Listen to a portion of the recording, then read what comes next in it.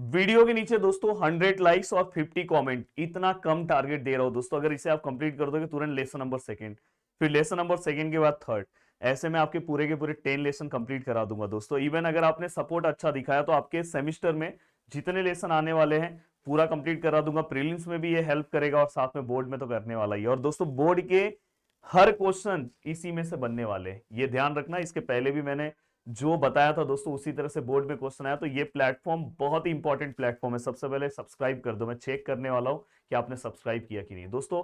ये सेशन अगर आप देखने के बाद बस 10 मिनट अलग से बैठ जाना, उसके बाद ये लेसन का लर्निंग भी मेरे साथ खत्म हो जाएगा। ऐसा टीचर हूं, लर्न कराते जाऊंगा साथ में, बिना किसी स्ट्रेस के, बिना किसी टेंशन के। सबसे पहले मैं आता हूं, आपको डायरेक्ट एविडेंसेस ऑफ इवोल्यूशन पे आना है दोस्तों। देखो अब दोस्तों यहाँ पे एविडेंसेस ऑफ इवोल्यूशन, हमारे जो सिलेबस में टोटल इसके 6 पॉइंट है। मार्फोलॉजिकल एविडेंसेस, मार्फोलॉजिकल के बाद मुझे पता है आपको याद है वेस्टिजियल, याद होगा वेस्टिजियल ऑर्गन। देन दोस्तों वेस्टिजियल के बाद प्लांटोलॉजिकल, ठीक है सर, उसमें सर क्या आ सकता है, कार्बन डेटिंग उसमें हम पढ़ने वाले हैं, सब चीजें कराऊंगा और क्या पॉइंट पढ़ना है वो भी बताऊंगा। बोर्ड हमें पूरा का पूरा बुक नहीं पूछता दोस्तों, बोर्ड हमें 2 मार्क्स के क्वेश्चन पूछता है। कहीं कहीं पे दोस्तों 2 मार्क्स 5 मार्क्स के क्वेश्चन को भी 2 2 1 बना देता है, कहीं कहीं पे 1 1 1 मार्क्स भी बना देता है दोस्तों। इसलिए ये नोट्स आपको बहुत ज्यादा हेल्प करेगा, ट्रिक के साथ, इजी ट्रिक के साथ सब चीजें बताऊंगा और लर्न कराते चलूंगा। तो मुझे उम्मीद है कि आप बहुत ज्यादा सपोर्ट दिखाओगे दोस्तों इस सेशन पे। अब देखो दोस्तों एविडेंसेस में जैसे हमने मार्फोलॉजिकल देखा, एनाटॉमिकल देखा, देखो यहाँ पे मार्फोलॉजिकल एविडेंसेस, बोर्ड इस पे क्वेश्चन कैसे पूछेगा सर, आपको डायरेक्ट एविडेंसेस ऑफ इवोल्यूशन लिख देगा और यहाँ पे 4 बॉक्सेस बना देगा जैसे हमारे टेक्सचुअल क्वेश्चन में। आपको क्या करना है, ये 6 के 6 एविडेंसेस आपको याद होना चाहिए। सर कभी कभार कैसा होता है सर, मैं एक आध भूल जाता हूं, कोई दिक्कत नहीं दोस्तों। मार्फोलॉजिकल याद हो गया, ठीक है सर। मार्फोलॉजिकल एविडेंसेस क्या होता है थोड़ी देर के बाद बता रहा हूं। एनाटॉमिकल एविडेंसेस, ठीक है सर। वेस्टिजियल ऑर्गन, ठीक है सर। प्लांटोलॉजिकल एविडेंसेस, ठीक है सर। कनेक्टिंग लिंक, ठीक है सर। Embryological evidences. अब दोस्तों इसमें से जो सबसे ज्यादा इंपॉर्टेंट आपका बोर्ड के लिए शॉर्ट नोट है ना दोस्तों, इवन आपके एग्जाम के लिए, वो ये और ये 2 शॉर्ट नोट तो आपको किसी भी हालत में याद रहना चाहिए और वो मैं याद कराऊंगा। एक टीचर है, खुद रिस्पॉन्सिबिलिटी ले रहा है दोस्तों। अब यहाँ पे ये जितने भी एविडेंसेस है, morphological, anatomical, vestigial, embryological, palaeontological, connecting link, कभी कभी कैसा होता है ये भूल जाते हैं। कभी कभार ऐसा आता है 6 बॉक्सेस आते हैं और हमें ना दोस्तों इसमें से 2 या 3 नाम याद आता है, बाकी के नेमिंग भूल जाते हैं। तो मैं आपके साथ हूं ना दोस्तों, ये देखो ट्रिक है, मैं, विशाल और प्रदीप कंप्यूटर इंजीनियर। तो देखो दोस्तों यहाँ पे जिसके ऊपर अगर मैं देखो जहां पे मार्किंग है, मैं, मेरे दोस्त का नाम क्या है विशाल, और विशाल के दोस्त का नाम क्या है प्रदीप। मैं, विशाल और प्रदीप कंप्यूटर इंजीनियर। मैं से दोस्तों मार्फोलॉजिकल, देखो मैं कैसे देख रहा हूं, देखो यहाँ मार्फोलॉजिकल, ठीक है सर याद हो गया। मैं, मेरे दोस्त का नाम क्या विशाल, विशाल से दोस्तों वी से वेस्टिजियल ऑर्गन सर याद हो गया। और प्रदीप पी से दोस्तों प्लांटोलॉजिकल सर याद हो गया। कंप्यूटर से दोस्तों कनेक्टिंग लिंक, इंजीनियर से दोस्तों एम्ब्रोलॉजिकल। कभी नहीं भूलोगे दोस्तों ये ट्रिक, जिससे मैं हमेशा जब भी मैं कोई भी अगर थियरी पार्ट पढ़ाता हूं तो मेरी रिस्पॉन्सिबिलिटी ये भी होती है कि सामने वाले स्टूडेंट को वो याद भी हो जाए। अब देखो दोस्तों यहाँ पे वेस्टिजियल ऑर्गन पे मैं आता हूं। अगर मैं वेस्टिजियल ऑर्गन पे आता हूं तो सबसे पहली बात, वेस्टिजियल ऑर्गन दोस्तों ऐसे ऑर्गन जो पहले हमारे बॉडी में थे, पहले इनका फंक्शन हमारे बॉडी में था, बट धीरे धीरे हमारे अंदर इवोल्यूशन हुआ और टाइम जैसे बीतता गया तो हो सकता है कि उस ऑर्गन का, उस पार्ट का आज कोई फंक्शन ना हो।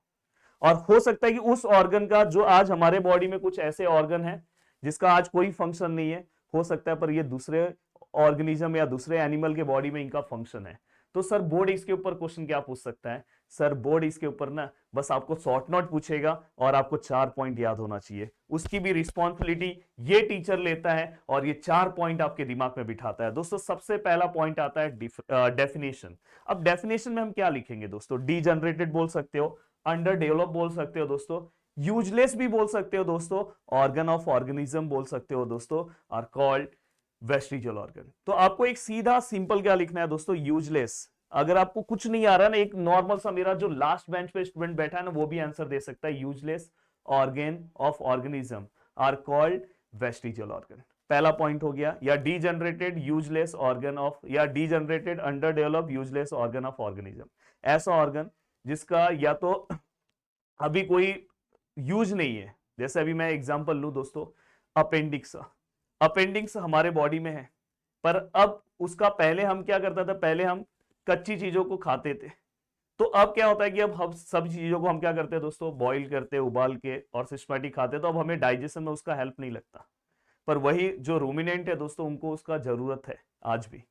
तो दोस्तों अपेंडिक्स हमारे अंदर कैसा हो गया, vestigial organ. Ear pinna, ear pinna दोस्तों हमारे लिए कैसा है दोस्तों, यूजलेस। पर यही ईयर पिन्ना दोस्तों मंकी के लिए बहुत ज्यादा यूजफुल है। तो आपको दो एग्जांपल याद हो गया, अपेंडिक्स, दूसरा एग्जांपल ईयर पिन्ना। सर आप इस तरह से बता रहे हो, सब याद ही होते जा रहा है। मैंने क्या बोला था, कुछ ऑर्गन किसी के लिए फंक्शन परफॉर्म करेंगे, किसी के लिए फंक्शन नहीं परफॉर्म करेंगे। तो आप डायरेक्ट बोलोगे it is functional for some organism but functionless for other organism. देखो हर लाइन आप खुद से बनाओगे। देखो अब यहाँ पे मेरा ट्रिक ये याद रखो, देखो डी फेना, डी फॉर डेफिनेशन, डेफिनेशन क्या मैंने बोला, useless of organism, useless organ of organism are called vestigial organ. ये भी आप डायरेक्ट लिख सकते हो। देन दोस्तों इसके बाद एफ से फंक्शन वाला पॉइंट दोस्तों, it is functional for some organism but not performing function for other organism, ऐसे भी आप लिख सकते हो। देखो यहाँ पे लिखा है the vestigial organ is functionless for some organism, it perform function for another organism. हर बच्चे को एक झटके में याद हो जाएगा दोस्तों। तीसरा पॉइंट हमें पता है दोस्तों, ई से रिलेटेड, ई से रिलेटेड दोस्तों एग्जाम्पल है। अब यहाँ पे अगर हम ध्यान से देखें, हाँ ये भी आपको एक पॉइंट याद होना चाहिए दोस्तों, ये जो डिजनरेट होगा, ऐसा नहीं कि दोस्तों हमारे बॉडी में जो भी वेस्टिजियल ऑर्गन है आज इसका फंक्शन नहीं है या फंक्शन बहुत ही कम है, ना के बराबर है, तो ये जो वेस्टिजियल ऑर्गन है कल सुबह मैं उठूंगा तो मेरे बॉडी में नहीं रहेगा, या किसी बच्चे का बर्थ होगा उसके बॉडी में नहीं रहेगा, ऐसा नहीं है दोस्तों। It takes thousands of years, इसमें हजारों साल लगते हैं दोस्तों इसको डिजनरेट होने में। और दोस्तों ये कौन से थियरी, कौन से प्रिंसिपल के ऊपर वर्क करता है, it works on principle of the, या तो आप ऐसे ही बोल सकते हो कि degenerated as per the principle of natural selection. तो वेस्टिजियल ऑर्गन डिजनरेटेड, या देखो organ begin to degenerate as per the principle of natural selection. तो नेचुरल सिलेक्शन से रिलेटेड एक पॉइंट है। ई से मतलब दोस्तों ईयर पिन्ना, और ए से रिलेटेड मतलब अपेंडिक्स। दो एग्जाम्पल दे दोगे, बोर्ड में हर टीचर आपको फुल मार्क्स देगा दोस्तों। और कुछ आपको ये डायग्राम्स याद होना चाहिए, विस्टम टीथ का आपको बस एग्जाम्पल के लिए याद होना चाहिए दोस्तों, बस ये, बाकी आपका काम हो गया। अब देखो मैं इस स्लाइड को हटाता हूं, अब देखो मैं इस स्लाइड को हटाता हूं। लर्निंग कैसे करना है दोस्तों, जो आप बोलते हो ना मेरे को याद नहीं हो रहा है, याद नहीं हो रहा है, हर चीजें मैं आपको याद करा दूंगा। और वैसे ही दोस्तों अपना क्रैश कोर्स भी आने वाला है, क्रैश कोर्स में तो सब चीजें भाई 1 to 1 पढ़ाने वाला हूं क्रैश कोर्स, तो जल्दी वो लॉन्च होने वाला है। अब देखो दोस्तों यहाँ पे ट्रिक है, डी फेना। अब डी फेना आप बस याद रखो, अगर वेस्टिजियल ऑर्गन याद रखना है बस ये रखो। कभी कभी कैसा होता है कुछ पॉइंट्स हम भूल जाते हैं, पर आपके पास ट्रिक है। डी फॉर डेफिनेशन क्या बोलोगे दोस्तों, देखो अब हम, अब सोचो, अब पीछे स्लाइड मत करो, सोचो। Useless organ of organism are called vestigial organ, या तो पूरा अच्छे से लिखना है तो degenerated, under develop, useless organ of organism. Then दोस्तों इसके बाद आप क्या लिखोगे दोस्तों, it perform, it is a functional for some organism but not performing function for other organism. Then दोस्तों ई से ईयर पिन्ना, एग्जाम्पल दे दो, ear pinna, it is useless for human being but it perform function for monkey. Degenerate organ begin to degenerate as per the principle of natural selection, भाई मेरे को याद हो गया है। और दोस्तों लास्ट में appendix, appendix is the example of, किसका एग्जाम्पल है दोस्तों, अपेंडिक्स। तो अपेंडिक्स डायरेक्ट किसका एग्जाम्पल आएगा दोस्तों, appendix is the vestigial organ for human being but it is performing a function for ruminant. तो जो रूमिनेंट है दोस्तों, क्योंकि वो कच्ची चीजों को खाते हैं तो उनके डाइजेशन के लिए उसकी जरूरत पड़ती है। तो भाई ऐसा इतना सिंपल पॉइंट आपके लिए मैं लेकर आया हूँ। ठीक है सर, अब इसके बाद सर थोड़ा सर कार्बन डेटिंग मेथड बता दोगे, लर्निंग करवा दोगे क्या सर? ठीक है लर्निंग करवा दे रहा हूँ। प्लांटोलॉजिकल एविडेंसेस के अंदर ये कार्बन डेटिंग मेथड आता है। अगर आपको आया कि write short note on palaeontological evidences, तो भी आप ये पॉइंट कंसीडर कर सकते हो, लिख सकते हो। अब देखो दोस्तों कार्बन डेटिंग मेथड क्या है। कार्बन डेटिंग मेथड ये है दोस्तों कि देखो हमारे बॉडी में C12 और C14 का रेशियो है, ये कार्बन के आइसोटोप्स है। अब C12 और C14 इसका रेशियो है। अब कैसा होता है दोस्तों पता है, जैसे ही हमारे बॉडी, जैसे अगर समझो किसी भी प्लांट या एनिमल का बॉडी का डेथ हो जाता है तो दोस्तों कार्बन कंजम्पशन क्या होता है बॉडी में, स्टॉप हो जाता है। अब क्या होता है दोस्तों पता है, जैसे कार्बन कंजम्पशन बॉडी में स्टॉप हो जाएगा और ये डिकेइंग रहता है दोस्तों, ये धीरे धीरे बॉडी से बाहर रिलीज होने लगता है। और दोस्तों 5-7 मैं अराउंड 5700 ईयर्स ले रहा हूं, 5700 ईयर्स के आसपास दोस्तों ये पूरी तरह से बॉडी से हाफ रिलीज हो जाता है, हाफ रहता है। तो उसके अकॉर्डिंग एक प्रोसेस वाइज ये कैलकुलेट किया जाता है किसी भी बॉडी को डेथ हुए कितने साल हुआ, तो उसके अकॉर्डिंग हम पता लगा लेते हैं। ये देखो कभी कभी न्यूज में आपने सुना होगा ना कि इसके बॉडी को डेथ हुए इतना साल हुआ, 1000 साल पुराना अवशेष मिला, ये ऐसे न्यूज पे आप सुनते हो कि नहीं सुनते हो? तो यही होता है दोस्तों, उसको हम कार्बन डेटिंग मेथड से पता करते हैं। तो एक नॉर्मल बॉडी से उसको हम कंपेयर करते हैं कितना उसके बॉडी से कार्बन जो है दोस्तों वो रिलीज हुआ है। अब कितना उसका जो रेशियो है दोस्तों C12 से C14 का उसके बॉडी में है, उसके अकॉर्डिंग डिसाइड किया जाता है दोस्तों। अब देखो C14 पूरी तरह से डीके होने के लिए इतना टाइम लगता है दोस्तों, इतने टाइम में दोस्तों हाफ डीके होता है। ये जस्ट मैंने आपको नॉलेज के पॉइंट से बताया। पर सर ये सब तो जाने दो सर, याद कैसे होगा सर? भाई मैं आपके लिए वो भी लाया हूं, देवदास रोएगा तड़पेगा। अब देवदास रोएगा तड़पेगा, देव से रिलेटेड दोस्तों डेथ याद हो गया, दास से रिलेटेड दोस्तों डिकेइंग, आपको याद आ रहा है C14 याद हो गया सर, रोएगा से रिलेटेड सर रेशियो सर याद हो गया, और तड़पेगा से रिलेटेड दोस्तों टाइम। टाइम हम कैलकुलेट कर सकते हैं दोस्तों कितना टाइम हुआ उस प्लांट और एनिमल के डेथ के लिए। अब देखो दोस्तों देव से दोस्तों डेथ, मैंने क्या बोला? मैंने आपको थोड़ी देर पहले बोला ना, carbon consumption of plant and animal stop after the death. बस ये पॉइंट आपको याद रखना है, डेथ से रिलेटेड है। डेथ के बाद कार्बन कंजम्पशन प्लांट और एनिमल का क्या हो जाता है दोस्तों? स्टॉप हो जाता है, याद हो गया। जैसे ये स्टॉप हो गया दोस्तों, ठीक है सर ये स्टॉप हो गया, डिकेइंग प्रोसेस किसका स्टार्ट हो जाएगा दोस्तों? C14 का। मैंने आपको बोला ना ये इसका डिकेइंग प्रोसेस क्या हो जाएगा दोस्तों? स्टॉप हो जाएगा, स्टार्ट हो जाएगा दोस्तों। तो देखो यहाँ पे सेकंड पॉइंट लिखा है डिकेइंग प्रोसेस ऑफ C14।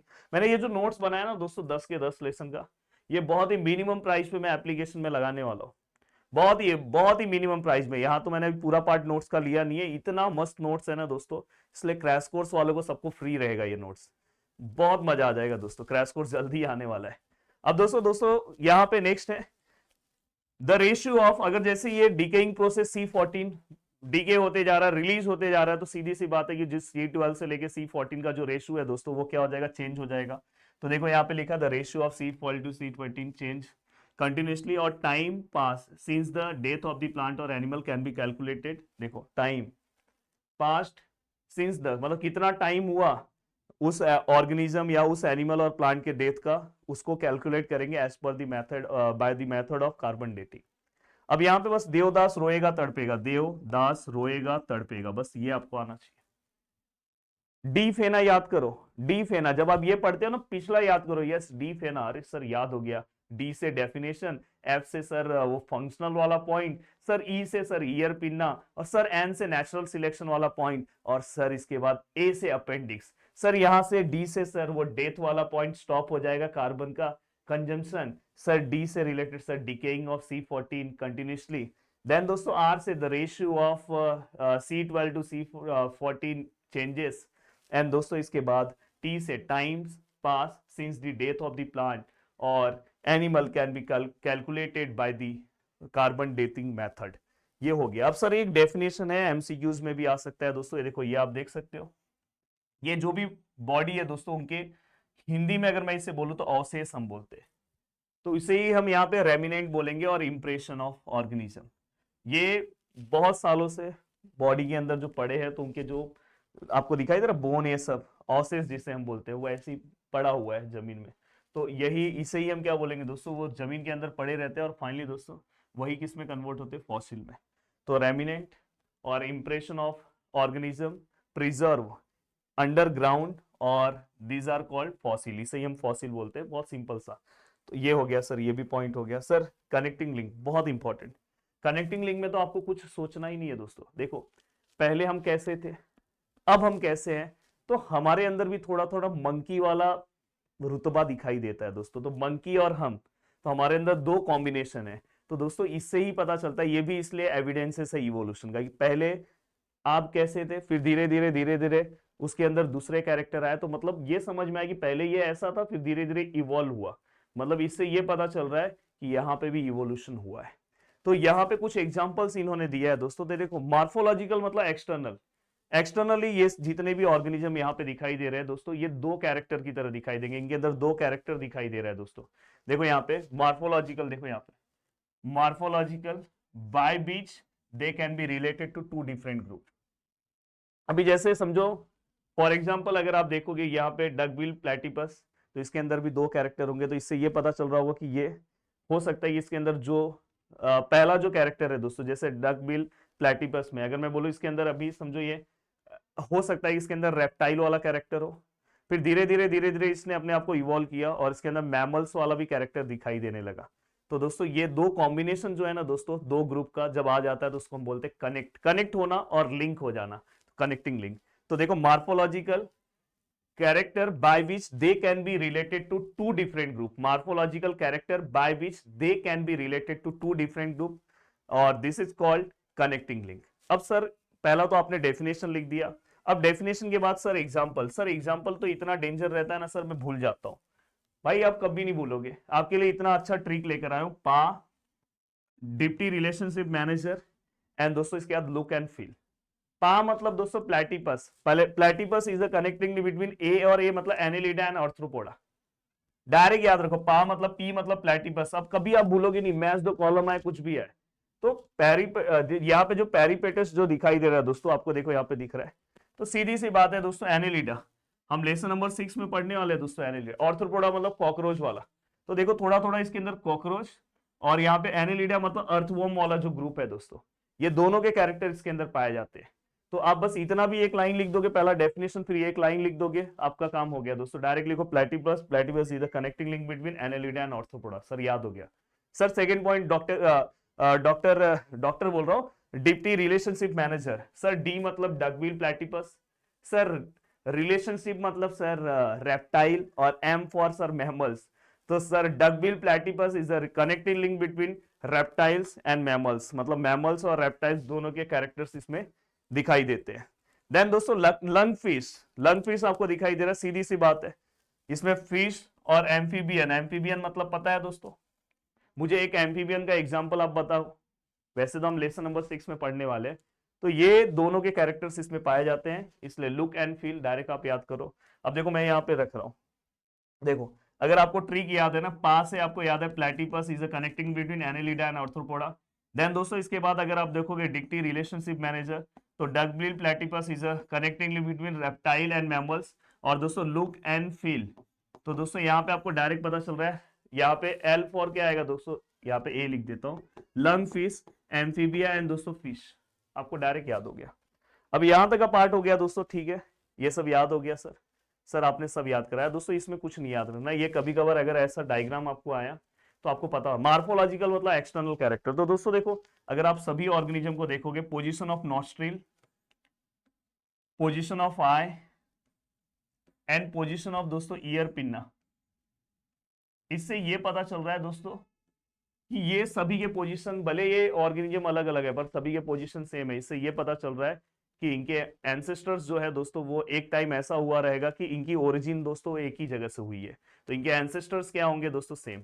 अगर मैं प्लांट के लीफ की बात करूं, जैसे इसको हम लीफ वेनेशन बोलते हैं दोस्तों, ये देखो इसको, तो मोस्टली सभी लीफ के वेनेशन दोस्तों सेम ही हमें दिखाई देते हैं, ये लीफ वेनेशन। इसको हम दोस्तों पैटियोल बोलते हैं, पोजिशन ऑफ पैटियोल।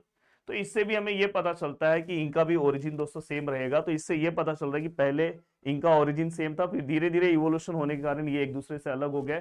तो ये मार्फोलॉजिकल एविडेंसेस बताता है। तो दोस्तों आपको लिखना कुछ नहीं है, देखो similarities like structure of mouth, position of eyes, structure of nostril, ear pinna, thickly distributed hair on the screen, देखो सभी के ऑन द स्किन।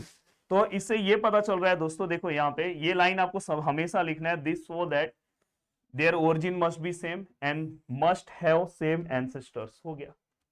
अभी ऐसे ही दोस्तों एनाटॉमिकल में दोस्तों बाहर से सभी के फंक्शंस अलग होंगे पर अंदर से स्ट्रक्चर दोस्तों सेम होगा। अब देखो दोस्तों बोन और जॉइंट, देखो यहाँ पे similarities in structure of bone and joint, अगर आप ध्यान से देखोगे, देखो सभी में ऐसे आपको यहाँ पे सिमिलरिटीज दिखाई दे रहे हैं। और ये देखो इससे ये पता चल रहा है, this so that their ancestors या their origin must be same and have same या तो have common ancestors। डायरेक्ट आपको ये याद रखना है बस, बाकी ये आपको लिखने के लिए शॉर्ट नोट में नहीं आएगा दोस्तों, बस एक्सप्लेनेशन के लिए आएगा। सर आपने तो सब याद करवा दिया सर, अब देखो दो बस बड़े क्वेश्चन से वो याद करवा दो, मेरा काम हो जाएगा। अब देखो एम्ब्रोलॉजिकल एविडेंसेस में कोई दिक्कत नहीं है दोस्तों, देखो ये सब इनिशियल स्टेज पे देखो सभी लोग सेम दिखाई दे रहे हैं, चाहे मैं फिश की बात करूं चाहे मैं मैन की बात करूं, भाई मैन और फिश में कोई डिफरेंस नहीं है। पर अगर आप जैसे जैसे आगे जाते हो तो आपको इसके अंदर देखो, ये देखो सेकंड स्टेज पे थोड़ा थोड़ा चेंजेस आता है, पर थर्ड स्टेज पे अगर देखोगे तो फिश फिश की तरह दिखाई देता है, इंसान थोड़ा इंसान की तरह दिखाई देता है। तो इससे ये पता चल रहा है कि एम्ब्रियोनिक स्टेज में, यहाँ पे पॉइंट थोड़ा सा लिखा नहीं है दोस्तों, ऑल एम्ब्रियोज सो एक्सट्रीम सिमिलरिटीज यहाँ पे आएगा। अच्छा, extreme similarities in initial stage, initial stage पे दोस्तों, इनिशियल स्टेज पे देखो एक्सट्रीम सिमिलरिटीज है, but those similarities goes on decreasing. दिखाई दे रहा है कि नहीं दिखाई दे रहा है? धीरे धीरे वो क्या हो रहा है दोस्तों, डिक्रीज होते जा रहा है। और इससे ये पता चल रहा है कि इनके भी एंसेस्टर्स हो सकता है सेम होंगे और इनका भी ओरिजिन सेम होगा, क्योंकि स्टार्टिंग स्टेज पे ये सब सेम दिखाई दे रहे हैं। ठीक है सर, ये भी आपने बता दिया। अब सर ये बताओ, डार्विन, डार्विन ने क्या बोला था दोस्तों? देखो, डार्विन और लेमार्क में ना हमेशा लड़ाई हुई।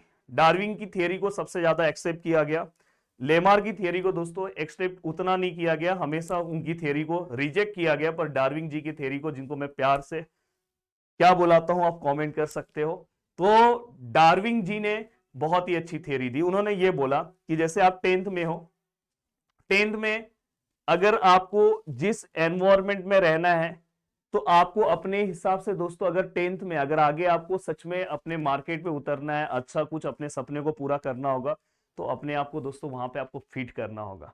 तो इन्होंने हमेशा हर चीज में नेचर का एग्जांपल दिया। जैसे मैं एक एग्जांपल दूं डार्विन जी का, जैसे अगर समझो जंगल में बहुत सारे हिरन हैं, और हिरन दो टाइप के हैं दोस्तों, एक जो बहुत फास्ट भागते हैं और एक जो बहुत स्लो भागते हैं।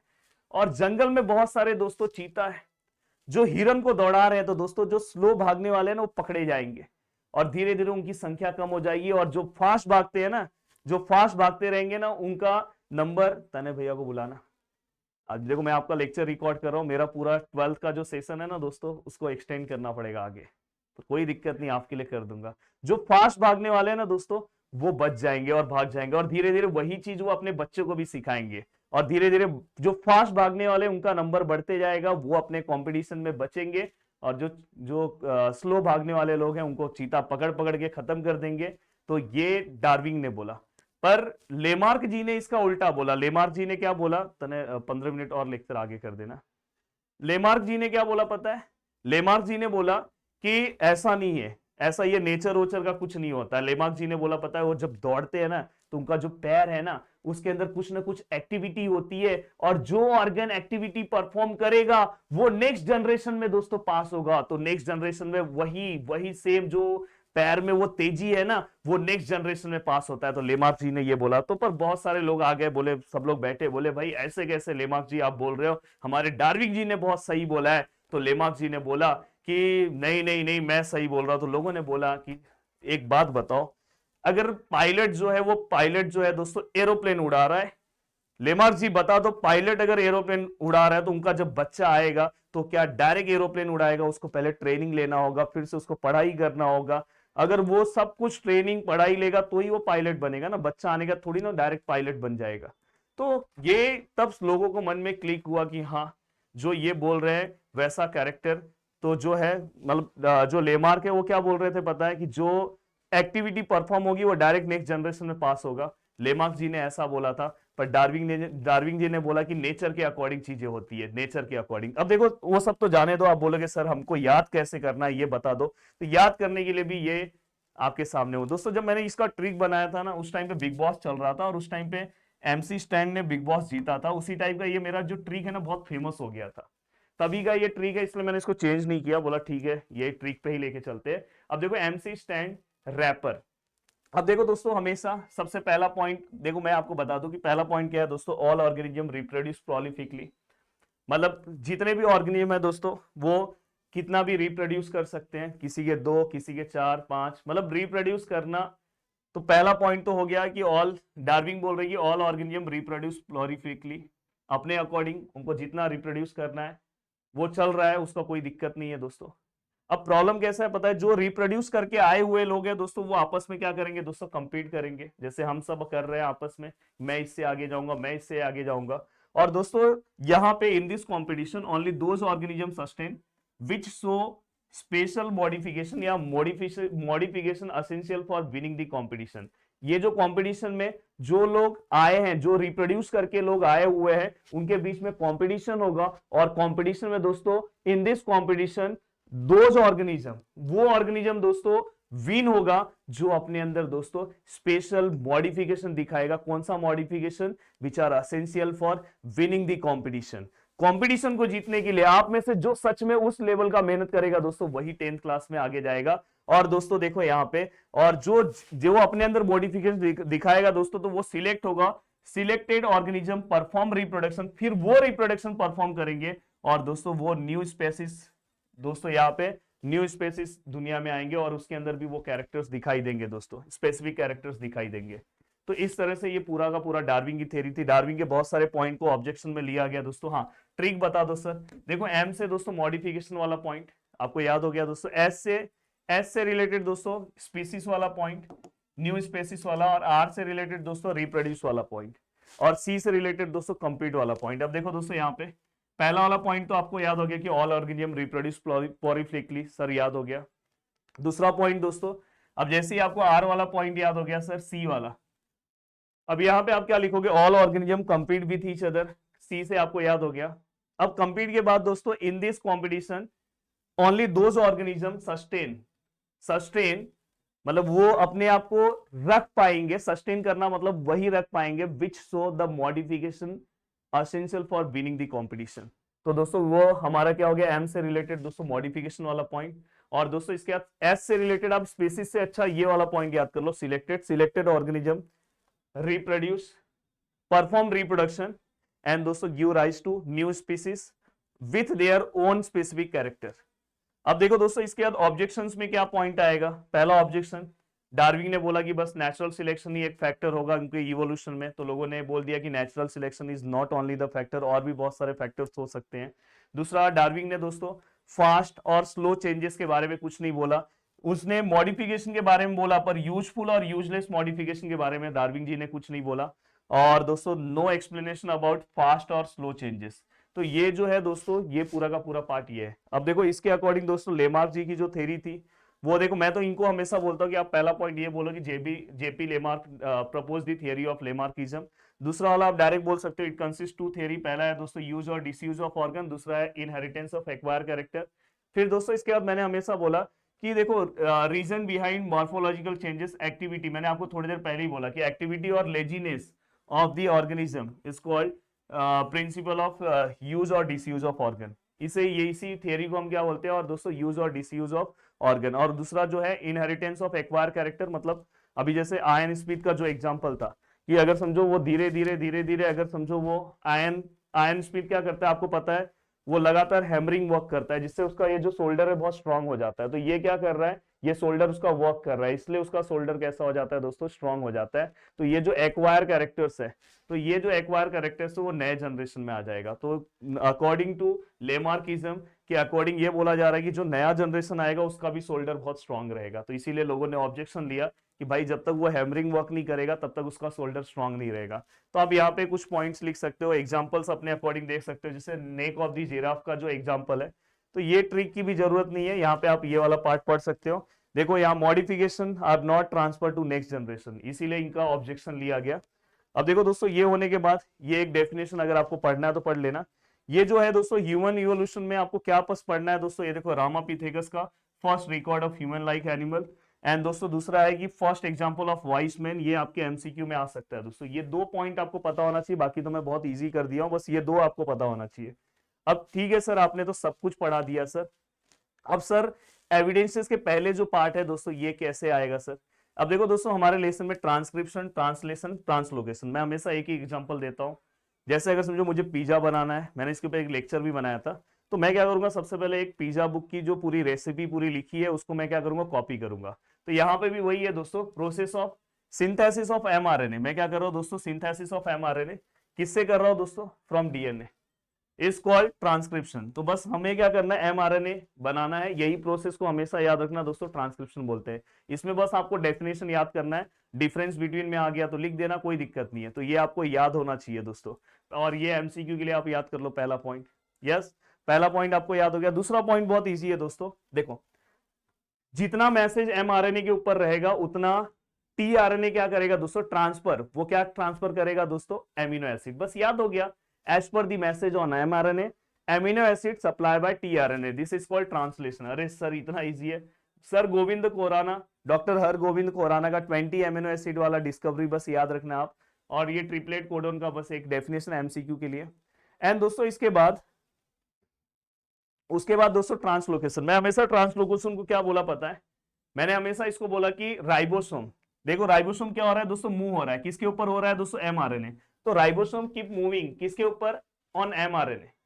कितना, एक एक कदम नहीं बढ़ रहा है, bye the distance of 1 triplet codon. At the same time वो कितना जा रहा है दोस्तों, 1 ट्रिपलेट कोडॉन। तो देखो यहाँ पे वही लिखा है, ribosome keep moving one end of mRNA to other end by the distance of 1 triplet codon. भाई देखो आपको याद हो गया डायरेक्ट। और दोस्तों म्यूटेशन, जो न्यूक्लियोटाइड है दोस्तों, ये देखो, ये जो न्यूक्लियोटाइड है इसके अंदर अगर कुछ चेंजेस होगा, देखो nucleotide of any nucleotide of gene change its position that cause minor change, this is nothing but mutation. तो ये आपको एमसीक्यू के लिए आ सकता है। और म्यूटेशन की वजह से जो प्रॉब्लम होगा दोस्तों, जो जेनेटिक डिसऑर्डर होगा, उसका नाम है दोस्तों सिकल सेल एनीमिया। तो देखो कम टाइम में, अराउंड बोला जाए तो 30 मिनट्स के अंदर मैंने पूरा का पूरा लेसन बता दिया। पूरे एमसीक्यू सब कुछ दोस्तों इसी में से आएगा। इवोल्यूशन का एक डेफिनेशन बस आपको याद रखना है, बस अब यहाँ पे कुछ नहीं करना, इसको एक बार पढ़ लो, हो गया।